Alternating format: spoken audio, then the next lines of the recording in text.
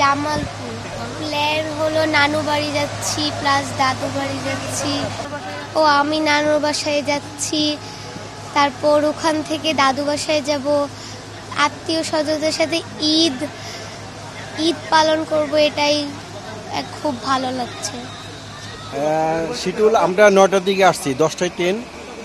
এসে দেখি প্ল্যাটফর্মে দাঁড়িয়ে আছে ট্রেন, সমস্যা নেই। আর টিকিটের কোনো সমস্যা ছিল না, আমরা অনলাইনে 4 তারিখে টিকিট কেটেছি। গতবার আমরা ট্রেনে যাইনি, এবার গেছি। মনে হচ্ছে না শিডিউল বিপর্যয় হবে। আর আনন্দ, ঈদ তো একটা আনন্দের মধ্যে আমার কাছে মনে হচ্ছে যদি একটু বিপর্যয় হয় তাও ওইটা আমার কাছে একটা ঈদ অ্যামিউজমেন্টের মতো মনে হচ্ছে। হ্যাঁ হ্যাঁ হ্যাঁ, আমরা ঠিক সময়ে এসেছি। ট্রেনটা 10টায় ছাড়বে, মনে হচ্ছে না লেট করবে।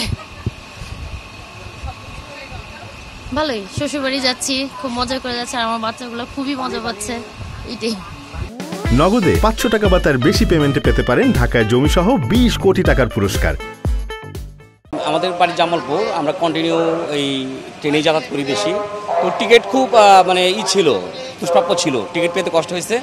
বাট আমাদের মনে করি জানি আগের চেয়ে ভালো। এখন আপনার টাইম শিডিউল থাকে এবং জাস্ট টাইমে আমরা গন্তব্যস্থানে পৌঁছতে পারি। এটা আমার মনে হয় এই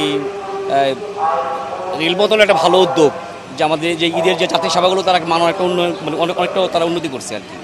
এই জন্য আমরা ভালো অনুভব করি আর কি, এবং পরিবার পরিজন নিয়ে আমরা সহমতি পালন করতে পারবো, এটাই সবচেয়ে বড় আশা আর কি।